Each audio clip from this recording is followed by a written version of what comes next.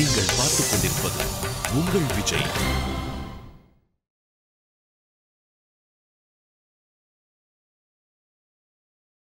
நாலு கவி பெருமாள்னா கவிதை 4 வகைப்படுமா. ஒன்று ஆசு கவி, சொன்ன உடனே கவிதை பாடணும். கவிதை பாடணும், அதுக்கு மூடு வரணும், ரூம் போடு, 4 பேரை கூப்பிடு, சாப்பாடு போட்டு 4 நாள் தூங்கிட்டு அப்புறம் ஒரு வரி எழுதுலாம் சொல்லக்கூடாது. பாடுனா உடனே பாடணும், அது ஆசு கவி. உடனே பாடணும், எப்படி சொல்றீங்களோ, எந்த எழுத்துல ஆரம்பிச்சு எந்த எழுத்துல முடியும்னு சொல்றீங்களோ அப்படி பாடணும். அப்படி பாடக்கூடிய திறமை உள்ளவரை ஆசு கவின்னு சொல்லுவார். சில பேர் வேகமாக பாடிடுவாங்க, கடகடான்னு பாடிடுவாங்க. ஆனால் அது கடகடான்னு தான் இருக்கும், அர்த்தமே இருக்காது, காதுக்கு இனிமையாக இருக்காது. அப்படி இல்லாமல் இனிய கவியாக பாடணும், மதுரமாக பாடணும். அப்படி பாடினா மதுரை கவி. விரைவாக பாடணும், இனிப்பாக பாடணும். அதே மதுரை கவிகளாக சில பேர் இருப்பா, அவங்க விரைவாக பாட மாட்டாங்க, கொஞ்சம் டைம் எடுத்துப்பாங்க, பட் ஸ்வீட்டாக பாடுவாங்க. சில பேர் இன்ஸ்டன்டேனியஸாக பாடுவாங்க, பட் நோ கேரண்டி ஸ்வீட்டாக இருக்கும்னு. அதனால் சில கவிகள் மதுரை கவிகள், சிலர் ஆசு கவிகள், சிலர் சித்திர கவிகள். சித்திரம் என்று சொன்னால் 1 2 3 நம்பர் எடுக்கிற மாதிரி, அல்லது ஒரே சொல் திரும்பி திரும்பி வரா மாதிரி மடக்கு, அப்படி ஸ்லேடை இந்த மாதிரிலாம் பாடக்கூடியவர்கள் சித்திர கவிகள். இன்னும் சில பேர் எல்லாம் பாடுவாங்க, ஒரு வருஷத்துக்கு ஒரு பாட்டு தான் பாடுவாங்க. அப்படி இல்லாமல் பெருசாக விஸ்தாரமாக கம்பன் பாடினானே 10,000 விருத்தங்கள் ராமாயணத்தை அப்படி பாடக்கூடியவர்கள் விஸ்தார கவின்னு சொல்லுவாங்க. ஆனால் நாவல் எழுதுவாங்க, சிறுகதை எழுத மாட்டாங்க. சில பேர் சிறுகதை தான் எழுதுவாங்க, தொடர் நாவல் எழுத மாட்டாங்க. அதே மாதிரி கவிஞர்கள் சில பேர் சின்ன சின்ன பாட்டு எழுதி அதில் சந்தோஷமாக இருப்பாங்க. தொடர்ந்து பெரிய பெரிய நாவலாக பொன்னியின் செல்வன் சைஸில் எழுதணும் அப்படின்னா அது எழுதுறதுக்கு பொறுமை வேணும், படிக்கிறவங்களுக்கு வேணும். அந்த மாதிரி விஸ்தாரமாக எழுதுறது விஸ்தார கவி. இதை 4 வகை கவின்னு சொல்வார்கள். ஆசு கவி, மதுர கவி, சித்திர கவி, விஸ்தார கவி. இந்த 4 துறையிலும் வல்லவர் என்பதனாலே 4 கவி பெருமாள் என்று திருமங்கையாழ்வாரை பாராட்டியிருக்கார். அதையும் சொல்லி விருதுதி வராங்க. 4 கவி பெருமாள் வந்தார், ஆலிநாடர் வந்தார், அருள்மாரி வந்தார், அரட்டமுக்கி வந்தார், அடையார் சீயம் வந்தார், கொங்குமலர் குழலியர்வேள் வந்தார், மங்கவேந்தன் வந்தார், கொற்றவேல் வந்தார், பரகாலன் வந்தார், கலியன் வந்தார், 4 கவி பெருமாள் வந்தார் என்று முழங்கி கோஷமிட்டு கொண்டு தொண்டர் குழாம் வரது. அது வரக்கூடிய வழி திருஞான சம்பந்தர் தங்கி இருக்கிற மடம். சம்பந்தர் உள்ள இருக்கார், ஆனால் அந்த மடத்தில் இருக்கக்கூடிய தொண்டர்கள் பார்த்தா நம்ம தலைவர் இருக்கிற தெருவில் அவர் இருக்கிற இடத்துல இன்னொருத்தர் இவ்வளோ பெருமையோட பீடோட இவ்வளோ கோஷத்தோட போவது சரியா அப்படின்னு அவர்கள் நினைச்சா. எப்பொழுது தொண்டர்கள் எமோஷனல், உணர்ச்சி குவியல். பெரியவங்க எப்படி இருக்காங்களோ தொண்டர்கள் உணர்ச்சி ஆகிடுவாங்க. அதனால அவங்க போய் நிறுத்தினாங்க. ஐயா, இந்த மாதிரி சொல்லக்கூடாது, எங்கள் தலைவர் இருக்கார், அவர் தான் எல்லா வித பெருமைக்கு ஏற்பட்ட தமிழ் கவிஞர், அவர் இருக்கும் இடத்துல இப்படி விருதூதி கொண்டு 4 கவி பெருமாள் என்று நீங்கள் போவது அழகல்ல. எனவே விருது ஊதாமல் மௌனமாக போங்கள், அதுதான் சரி அப்படின்னு அவர்கள் இவளை தடுத்தா. பின்னாடி ஆழ்வார் குதிரையில் வரார், திருமங்கை ஆழ்வார். முன்னாடி போன தொண்டர்களுக்கு இந்த தொண்டர்களும் இடையில இப்படி ஒரு சின்ன சச்சரப்பு ஏற்படுத்து, சலசலப்பு. நாங்கள் சொன்னால் எங்கள் ஆழ்வாருடைய பெருமையை நாங்கள் சொல்லிட்டு போகிறோம் வீதியில், அதுக்கு என்ன தப்புன்னு அவருடைய தொண்டர்கள் சொல்கிறார். இல்லை, இங்கே எங்கள் பெரியவர் இருக்கிறதே சொல்லக்கூடாது, இவர்கள் வாக்குவாதம் நடக்கிறது. அதுக்குள்ளே ஆழ்வார்கிட்ட போய் சொன்னார்கள், இங்கே விருது ஊதக்கூடாதுங்கிறாங்க. ஆழ்வார் விருதில் என்ன இருக்குது அப்படின்னு கேட்டார். இங்கே பெரியவர் ஞான சம்பந்தர் இருக்காராம், அந்த இடத்துல மற்றவங்க ஊதக்கூடாதுன்னு சொல்கிறாங்க அப்படின்னு இவர்கள். ஆழ்வார் பார்த்தார், சண்டை போடுறதுக்காக நம்ம வந்திருக்கோம் அப்படின்னு ஆழ்வார் நினச்சார். அதுக்குள்ளே தொண்டர்கள் சொல்லிட்டா, அப்படி ஏதாவது விருது ஊதணும்னா எங்கள் பெரியவர் வாயால் இவர் நல்ல கவிஞர்னு அவரே பாராட்டி ஒத்துக்கணும், அப்போ தான் ஊத முடியும் அப்படின்னு சொல்லிவிட்டான். இந்த ஞான சம்பந்தர்கிட்டையும் போய் சொல்லி வச்சா. ஞான சம்பந்தர் சொன்னார், அப்படியா, அப்படி இருக்க பெரியவரை பார்க்கணும் நானும் தான் ரொம்ப நாளாக நினச்சிட்டு இருக்கேன். நம்ம பக்கத்தில் இருந்து ஒரு தானே தலைவராக இருந்து இப்போ பெரிய திருமாலடியராக மாறி இருக்கார், அவரை பார்க்கறதுக்கு வாய்ப்பு கிடைச்சிருக்கு, நல்லது, சந்தோஷம் அப்படின்னு தான் மனசில் நினச்சார். ஆனால் தொண்டர்கள் 2 பேரும் போட்டி போட்டு இவர்கள் வாயால் அவர் பாராட்ட முடியாத கவிதை இவர் எழுதினாலன்றி 4 கவி பெருமாள் என்ற விருதுடன் இவர் மேலே போகக்கூடாதுன்னு தடுப்பதனால 2 பேரும் சந்திப்பது என்று ஏற்பாடாயிடுச்சு. இதில் ஒரு இவர் நெறி வேற, ஞான சம்பந்தர் நெறி அவர் சிவபெருமானை தவிர மற்றவரை தொழ மாட்டார். திருமங்கையாழ்வார் மறந்தும் புறந்தொழார், திருமாலை தவிர மற்றவரை தொழமாட்டார். அதனால் அவர்கள் இருவரும் பொது இடத்துல சந்திப்பது என்று ஏற்பாடு செய்து ஒரு பொது இடத்துல இருவரும் சந்திக்கணும் அப்படின்னு வச்சுட்டா. அப்போ ஞானசம்பந்த பெருமான் வந்தாச்சு. திருமங்கை ஆழ்வார் ஞானசம்பந்தர் சொல்கிறபடி பாடணும், அதான் இப்போ ஏற்பாடு.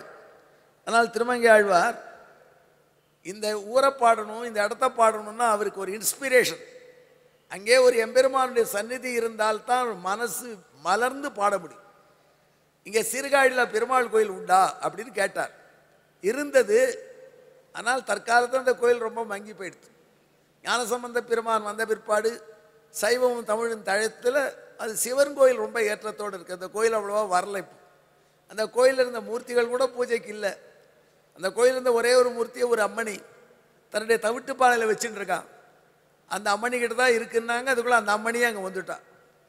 எனக்கு பகவான் சொன்னான், திருமங்கையாழ்வார் வந்திருக்கார், அவருக்கு என்னை காண்பின்னு இந்த பானைக்குள்ளே வச்சிருக்கேன்னு நான் அந்த மூர்த்தியை எடுத்து திருமங்கையாழ்வார் தரிசனம் பண்ண காண்பித்தாள். அது தாளாளன் என்று, தாடாளன் உலகளந்த திரிவிக்கிரமனுடைய திருவடிவம். அதை பார்த்தார் ஆழ்வார், மனசில் சந்தோஷப்பட்டார். அந்த தவிட்டுப்பானை எம்பெருமானையும் கூட எழுந்தருளப் பண்ணுன்னு அவள் எந்த டயஸில் மீட் பண்ணுறாளோ அங்கே வந்து சேர்ந்துட்டான். அப்போ ஞானசம்பந்தர் திருமங்கை ஆழ்வாரை பார்த்து, ஐயா, சீர்காழியின் சிறப்பை நன்கு குறித்து ஒரு குறள் பாடும், ஒரு குறள் பாடும் அப்படின்னு சொன்னார். ஒரு குறள் பாடும், சீர்காழியின் சிறப்பை சித்தரித்து ஒரு குறள் பாடும், ஒரு குறள் பாடும் அப்படின்னு சொன்னார். நீங்கள் என்ன புரிஞ்சுக்கிறீங்க?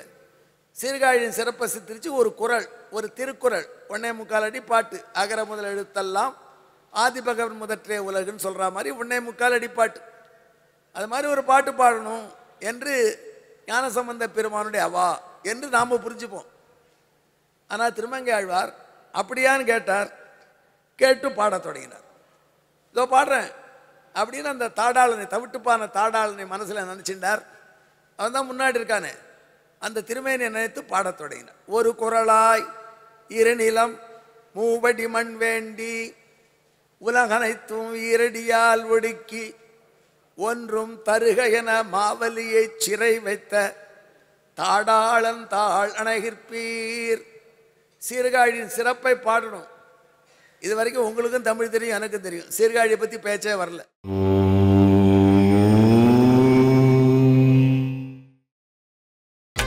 நீங்கள் பார்த்துக் கொண்டிருப்பது உங்கள் விஜய். ஒரு குறளாய் ஒரு குட்ட பையனா வந்து, வாமனமூர்த்தியா வந்து, இருநிலம் அகன்ற பூமியினுடைய மூவடி மண் வேண்டி 1 2 3 நம்பர் வரிசையா வருது. ஒரு குறளாய் இருநிலம் மூவடி மண் வேண்டி உலகனைத்தும் ஈரடியால் ஒடுக்கி. மகாபலி கிட்ட 3 அடி மண்ணு கேட்டான் வாமனமூர்த்தியா வந்து பகவான். தாளால் உலகளந்த தாடாளன். அப்படி கேட்ட பொழுது அந்த மகாபலி ஆகா கொடுத்தேன்னா உடனே திருவிக்கிரமனா வளர்ந்தான். 2 அடியில் எல்லாத்தையும் அளந்துட்டான். 3வது அடிக்கு என்ன இருக்கு? ஒன்றும் தருக என 3வது அடி கொடுன்னு கேட்டான். 3வது கொடுக்க என்கிட்ட ஒன்றும் இல்லைன்னா மகாபலி அவன் தலையில் திருவடியை வச்சு அவனை சிறையில் வைத்தான். ஒன்றும் தருக என மாவலியை சிறை வைத்த தாடாளன். அப்பேற்பட்ட பெருமை மிக்கவன் ஒரு அர்த்தம். தாளால் அளந்தவன் என்பதையும் சுருக்கமாக தாடாளன் என்கிற வார்த்தை சொல்லும். அப்படி தாடாளன் தாளனை வீர், அந்த எம்பெருமானுடைய திருவடியை சேவிக்க வேண்டும் என்று ஆசைப்படுகிறீர்களா? திருவிக்குள்ள வாமனனாக வந்து திருவிக்கிரமனாக வளர்ந்து உலகளந்த எம்பெருமானை வழிபட வணங்குகின்ற ஆசைப்படுகின்றீர்களா? ஆனால் நீங்கள் என்ன செய்யணும்? இப்போ 1 2 3 வரைக்கும் எண்ணிருக்கு பாட்டில், மேலே என்றார் பாருங்க. அப்படி உங்களுக்கு ஆசை இருந்தால் ரொம்ப புகழ்பெற்ற 4 வேதம். வேதம் ரொம்ப புகழ்பெற்றது. எவ்வளோ புகழ்பெற்றது? ஆயிரக்கணக்கான ஆண்டுகளாக காசி முதல் குமரி வரை ஒரே மாதிரி சொல்கிறா. இன்றைக்கும் அப்படித்தான், மாற்றி யாரும் சொல்கிறது இல்லை. இப்போ ஒரு 200 வருஷத்துக்கு முன்னாடி பாட்டுனா எங்கள் ஊரில் இப்படி பாட்டு, உங்கள் ஊரில் இப்படி பாட்டுன்னு பாடபேதம் சொல்கிறான். ஆனால் பல்லாயிரம் ஆண்டுகளாக ஒரே மாதிரி உச்சரிப்பில், ஒரே மாதிரி ஸ்வரத்தில் எல்லாரும் சொல்லிக்கொண்டு இருக்கின்ற புகழ்மிக்க வேதம். அந்த வேதத்தின் உணவு என்று எம்பெருமானை உணர முடியாது என்று அனைத்து ஆச்சாரியர்களும் சொல்லக்கூடிய புகழ்பெற்ற வேதம். தக்க கீர்த்தி அப்பேற்ப புகழ்பெற்ற வேதம் இருக்கு. அதனுடைய திரள் 4. ரிக்வேதம், யஜுர்வேதம், அதர்வண வேதம், சாமவேதம் என்று தக்க கீர்த்தி அருமறையின் திரள் 4ம். அந்த 4 வேதமும் கற்றவர்கள். ஒரு குரலா இருநிலம் மூவடி மண் வேண்டி என்று 3 வரைக்கும் எண்ணி பாடி ஆழ்வார். இப்போ நம்பர் 4 சொல்றார். 4 வேதங்களும் வல்லவர்கள். ஒவ்வொரு நாளும் 5 யாகம் பண்ணணும்னு சொல்லியிருக்கு. ரொம்ப முக்கியம். அதாவது தேவதைகளுக்கு வழிபாடு செய்யணும், அது ஒரு யாகம். இறந்துபட்ட முன்னோர்களுக்கு வழிபாடு செய்யணும், அது ஒரு யாகம். அதற்கு மேலே ரிஷிகளுக்கு மரியாதை செலுத்தி வேதத்தில் ஒரு பகுதி ஓத வேண்டும், அது ஒரு யாகம். மாந்தர்கள் பசி பட்டினியாக வரவங்களுக்கு அவர்களுக்கு உணவளிக்க வேண்டும், அது ஒரு யாகம். தேவ யஜ்யம், பித்ரு யஜ்யம், பிரம்ம யஜ்யம், மனுஷ யஜ்யம், இன்னொன்று பூத யஜ்யம் என்று சொல்லி உலகத்தில் உள்ள இயற்கையில் பல ஜீவராசிகள் இருக்கு, அவைகளுக்கு ஏதாவது நம்மாலான உணவு படைக்கணும். இப்படி 5 யாகம் பண்ணணும் ஒவ்வொரு நாளும். அந்த 5 யாகத்தையும் விடாமல் செய்யக்கூடிய அந்தணர்கள் இருக்கலாம். எங்க சீர்காழியில் 4 வேதம் பயின்று 5 வேள்வி செய்து அதோடு கூட அந்த வேதத்துக்கு 6 காம்பனன்ட் இருக்கு. இது அவசியமான விஷயம். வேதத்தை நன்னா புரிஞ்சுக்கணும் அப்படின்னா வேதத்துக்கு இலக்கணம் தெரியணும், வேதத்தில் உள்ள சொற்கள் எப்படி வந்தன்ற இலக்கணம் தெரியணும், அதுக்கப்புறம் அதில் ஸ்வரங்கள் எப்படின்னு தெரியணும், அதற்கப்புறம் ஜோசியம் தெரியணும், எந்த காலத்தில் வேதம் சொன்ன சடங்கு அனுஷ்டிக்கணும்னு, அதை எப்படி அனுஷ்டிக்கணுங்கிற முறை தெரியணும். இப்படி 6 அங்கம் தெரியணுமா. அந்த 6 அங்கமும் தெரிஞ்சு இதோட இல்லை 7 இசை சங்கீதத்திலையும் வல்லவர்கள். 4 வேதம், 5 வேள்வி, 6 அங்கம், 7 இசை, இத்தனையும் தெரிந்த அந்தணர்கள் மலிந்த சீர்காழி என்கிற திருத்தலத்திலே சென்று எம்பெருமானை வழிபடுங்கள். இப்போ சீர்காழியை வர்ணிச்சிட்டார், அதே சமயத்தில் ஒரு குறளை பாடிவிட்டார். அதெல்லாம் சரி, சம்பந்த பிரான் சீர்காழியை சித்தரித்து ஒரு குறள் பாடும் தானே சொன்னார். இவர் குறள் பாடலையே, பெரிய நீட்ட பாட்டு பாடிவிட்டாரு அப்படின்னு நமக்கு சந்தேகம் வரும். அங்கே இருக்கிற தொண்டர்களுக்கும் வந்து கொடுத்து அவர்கள் ஆழ்வாரை ஆட்சேபித்தார்கள். ஐயா, சம்பந்த பெருமான் சொன்னது சீர்காழியை சித்தரித்து ஒரு குறள் பாடும் சொன்னார். நீங்க பெரிய பாட்டு பாடுறீங்களே, குறள் பாடலையே. திருமங்கை ஆழ்வார் சிரிச்சார். சம்பந்த பெருமானே கேளுங்கள் அப்படின்னு விட்டார். சம்பந்த பெருமான் கடைசியில் சொல்றேன் விளக்கம், அவசரப்பட வேண்டாம் விட்டார். ஒரு குறள் பாடும் 2 தடவை சொல்லியிருக்கார், அதை இவங்க கவனிக்கல. திருமங்கை ஆழ்வார் ஒரு குறள் பாடும் 2 தடவை சொன்னதை மனசுல வச்சுன்னு பாடுறார்.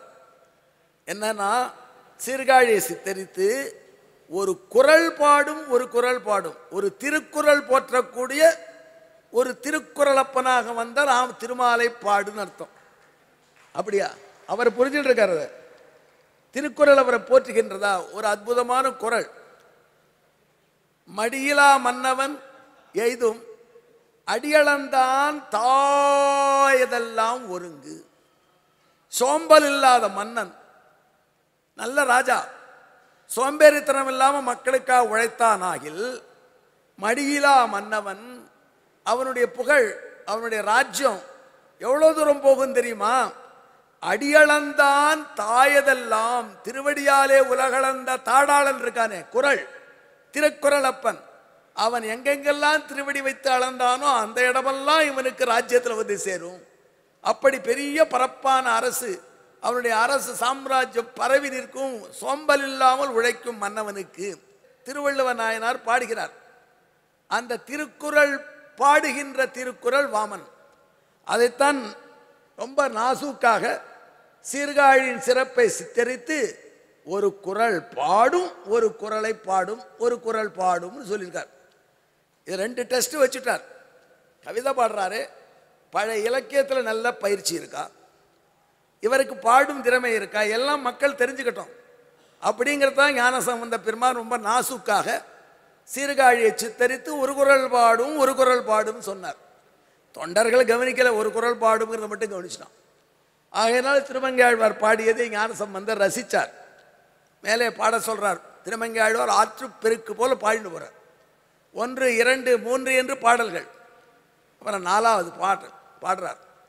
இந்த எம்பெருமான் எந்தவித ஆயுதத்தையும் எதிர்பார்க்காமல் தன் கையில் உள்ள நகத்தையே வேலாக வைத்து இரண்யகசிபை சம்ஹரித்த திருமால். அவனை சேவிக்க வேண்டும் என்றால் நீங்கள் சீர்காழிக்கு போங்கள். சீர்காழி என்ன சுவாமி விசேஷம்? அங்கே எங்கே பார்த்தாலும் நிறைய நீலக்கல் பதிச்சிருக்கா சவுத்தில், வீட்டில் ரத்னக்கல். அவ்வளோ செழிப்பு வாழ்ந்த சீர்காழியம். ரத்னக்கல் பதிச்சிருக்கலாம். அங்கெல்லாம் பார்த்தா இருட்டாக தெரியுது. அதுக்கு நடுவில் முத்து பதிச்சிருக்கா சவுத்தில். அப்படின்னா எவ்வளோ பணம் இருக்கணும் அவங்களுக்கு? அவ்வளோ பணம் மிகுந்தவர்கள் சீர்காழி மக்கள். வீட்டிலே அங்கங்கே நீலமணிக்கல் பதிச்சிருக்கா. அதில் இடையிடையே அங்கே முத்துக்கள் வச்சிருக்கா. அந்த இருட்டுக்கு நடுவில் சந்திரன் வந்த மாதிரி தெரியுது. இப்படி ஒரு இரவில் சந்திரன் போல ஒவ்வொரு வீடும் தெரிகிறது. அதில் இன்னொரு அதிசயம், அங்கங்கே பவளத்தையும் பதிச்சிருக்கா. அந்த பவளத்திலிருந்து கதிர் வீசுறது. அது பார்த்தா சிகப்பு சூரியன் வீசுறான் போல இருக்கு. இரவு பகல் என்று வித்தியாசமே கண்டுபிடிக்கவில்லை ஒவ்வொரு வீட்டிலையும். அப்படி செல்வ செழிப்பு. வீட்டு சவுத்தில் நீலக்கல்லையும் முத்தையும் பவளத்தையும் பதிக்கிறான்னா அவங்கள்ட்ட எவ்வளோ பணம் இருக்கணும்? லாக்கரில் வைக்க வேண்டியது ஐட்டத்தை ஷவரில் பதிச்சு வைக்கிறான்.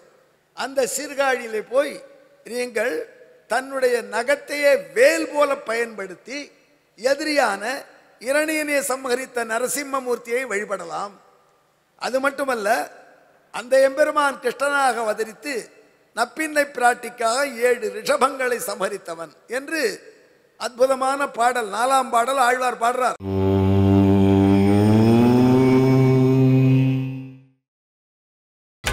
நீங்கள் பார்த்துக் கொண்டிருப்பது உங்கள் விஜய். அற்புதமான பாடல், 4ஆம் பாடல் ஆழ்வார் பாடுறார். பஞ்சியமெல்லடி பின்ன திறத்து முன்னாள் பாய் விடைகள் 7 அடர்த்து பொன்னன் பைம்பூன் நெஞ்சு இடந்து குருதி உக உகிர்வேல் ஆண்ட உகிர்வேல் நகவேல், நகத்தையே வேலாக பயன்படுத்தி பொன்னன் தங்கம் என்று பெயருடைய ஹிரண்யகசிபுவை சம்ஹரித்த நரசிம்மன் உகிர்வேல் ஆண்ட நின்மலன் தாழனகிற்பீர் நீலம் மாலை தஞ்சுடைய இருள் தழைப்ப தரளம் மாங்கே தன்மதியின் நிலா காட்ட பவளம் தன்னால் வெஞ்சுடர் வெயில் விரிக்கும் அழகார் காழி சீராம விண்ணகரே சென்று ஷெர்மினீரே பேஷ் அப்படின்னு பாராட்டினார். யாரு? ஞானசம்பந்த பெருமான். இலக்கியத்தை ரசிக்க தெரிந்தவர், கவிதையை ரசிக்க தெரிந்தவர். இவ்வளவு அழகா ஆழ்வார் பாடுறத பாராட்டினார். உடனே ஞானசம்பந்த பிரான் சொன்னார், அந்த வேலை எடுத்துட்டு வா. எந்த வேலை? ஒரு வேல் பண்ணி வச்சிருக்காங்க. அந்த வேலை பெட்டகத்தில் வைக்க சொல்லிட்டார், தங்க இழைச்சு. அந்த வேலை எடுத்துட்டு வா. உயிரையே வேலாக பயன்படுத்திய திருமாலை பற்றி பாடின கவி, உயிர் வேளாண்டான் கவி. இவருக்கு பெட்டகத்தில் இருக்கும் பொன்வேலை கொண்டு வா என்று அந்த பொன்வேலை கொண்டு வர சொன்னார். கையில் வச்சிருந்தார் ஞானசம்பந்த பிரான். மேலே ஆழ்வார் பாடுறார். எப்படி வரிசையாக 9 பாட்டு பாடினார். பாடி முடித்தவுடனே ஞானசம்பந்த பிரானை பார்த்து 10வது பாடல், எந்த விருது ஊதுவதை ஆட்சேபித்து இருவரையும் இங்கே சந்திக்க வச்சார்களோ தொண்டர்கள், அந்த விருதையெல்லாம் அந்த கவிதையில் அமைத்து பாடுறார் ஆழ்வார். சங்கவலத்து அயனனய மறையோர் காழி சீராம விண்ணகரத்து என் செங்கண் மாலை. அழகான தாமரப்பூ மேல உட்கார்ந்து இருக்கக்கூடிய பிரம்மா, அந்த பிரம்மாவை போல பல அந்தணர்கள் இருக்கலாம் சீர்காழியில். அந்த பிரம்மன் மணிந்த பிரம்மாபுரத்து எம்பெருமான் என்று பாடத் தொடங்கின ஞானசம்பந்தரை போல வேதம் வல்லவர்கள் பலர் இருக்காங்க. ஞானசம்பந்தருக்கு மட்டும் ஒரு ஏற்றம் உண்டு. 4 வர்களிலே ஞானசம்பந்தர் அந்தணர் குலத்திலே பிறந்தவர், சம்ஸ்கிருத வேதமும் ஓதியவர். அவர் பிரம்மதேவனை போன்று சிறப்பாக இருக்கக்கூடிய ஞானசம்பந்தரை போன்ற பல அந்தணர் இருக்கக்கூடிய ஊரா சீர்காழி. சங்கமலத்து அயனநய மறையோர் காழி சிராம விண்ணகரத்து என் செங்கண் மாலை. அப்படி தாமரை பூவிலே விற்றிருக்கும் பிரம்மனை போன்று தேடக்கூடிய வேதம் வல்ல பல அந்தணர்கள் இருக்கக்கூடிய சீர்காழியில் உள்ள திருமாலை பற்றி யார் பாடினா? அங்கமல தடவயல் சூழ் ஆலிநாடன்.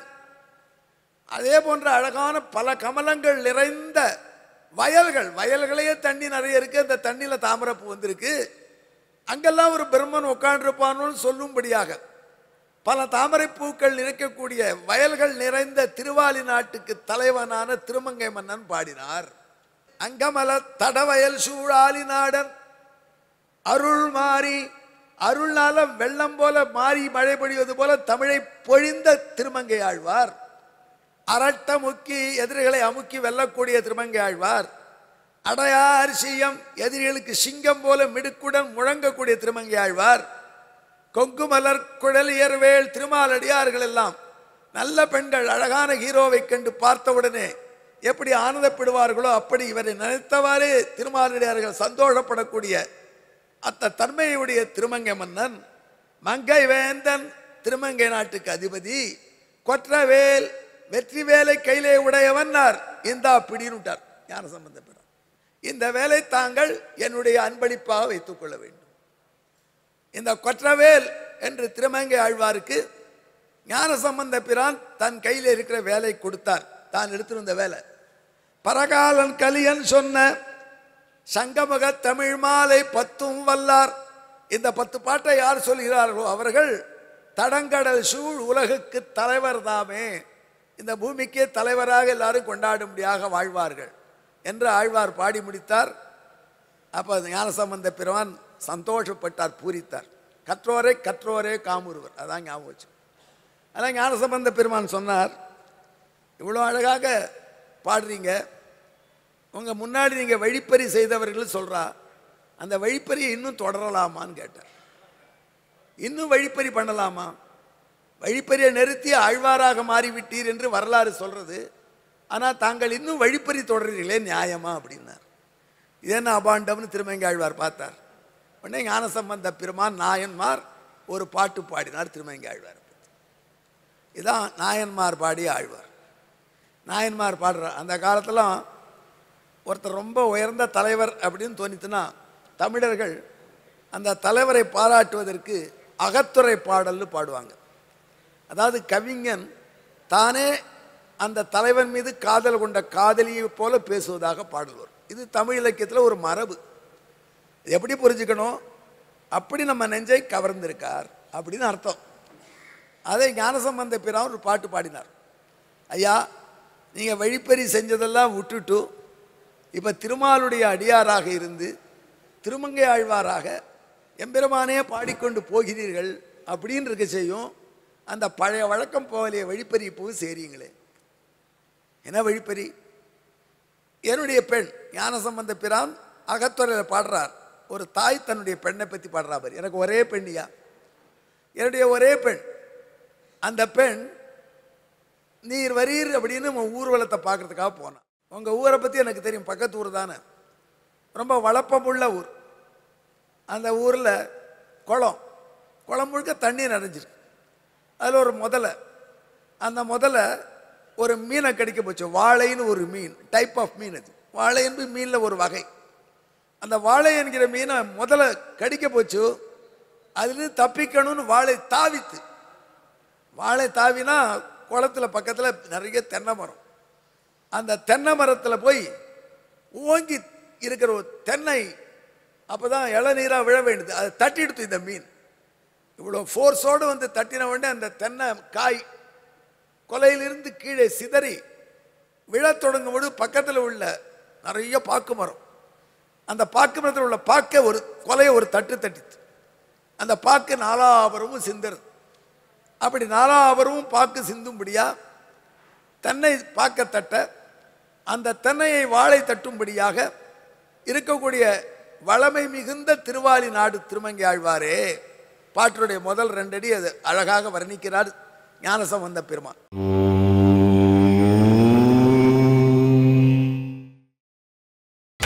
நீங்கள் பார்த்துக் கொண்டிருப்பது உங்கள் விஜய்.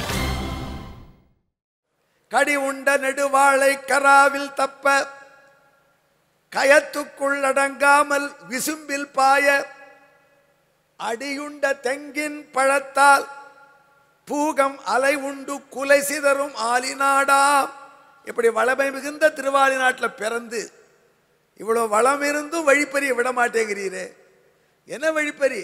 அதா படி உண்ட பெருமானை பறித்து பாடி, இந்த உலகத்தை எல்லாம் உண்ட திருமால் அவனை வழிபறித்து அவனிடமிருந்து அஷ்டாட்சரத்தின் பொருளை உணர்ந்து அவனை பாடிக்கொண்டு வரக்கூடிய பெருமையினால திருமங்கை ஆழ்வார் என்று பதவி பெற்ற தாங்கள் படிகொண்ட பெருமானை பறித்து பாடி பதம் பெற்ற பெருமாளே.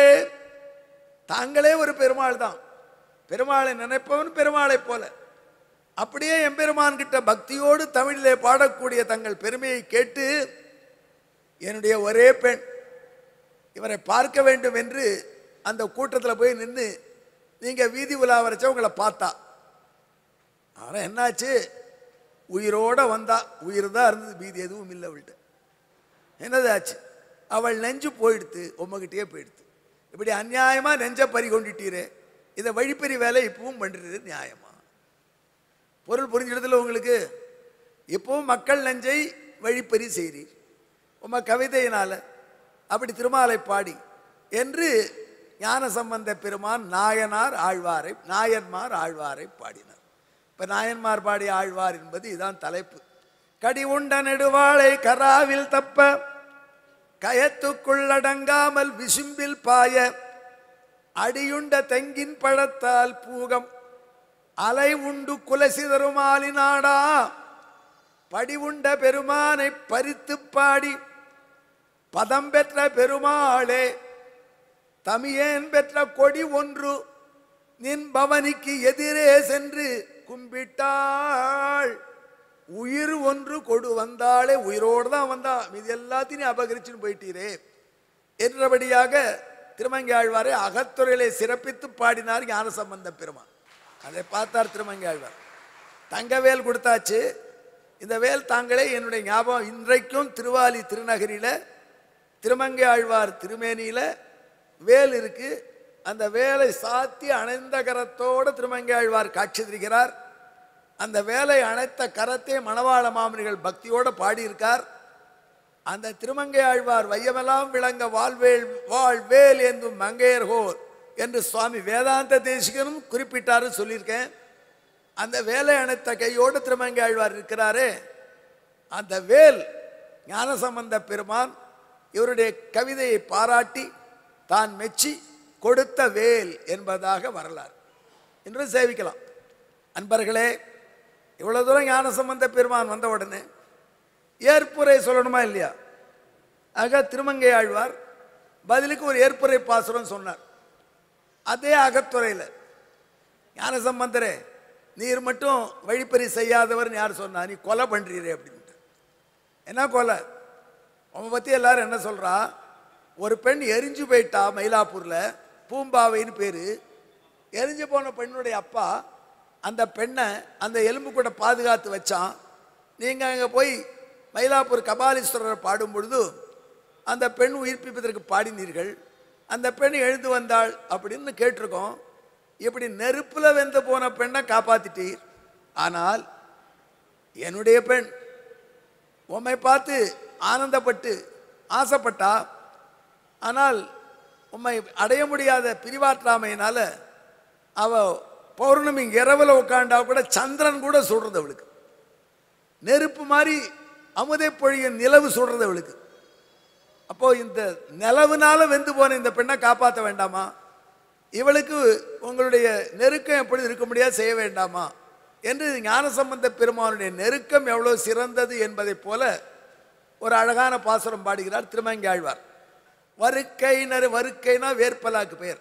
வருக்கை நறுங்கரி சிதறி செந்தேன் பொங்கி மறுகரையின் குளக்கரையின் மதகிலோட பெருக்கெடுத்து வண்டு ஓலம் செய்யும் காழி பிள்ளையார் சம்பந்த பெருமான் கேளீர். அருக்குலாவு மயில தன்னில் அனலால் வெந்த அங்கத்தை பூம்பாவையில் ஆக்கினோம் என்று இருக்குமது தகவன்று நிலவால் வெந்த இவளையும் ஓர் பெண்ணாக்கல் இயல்புதானே.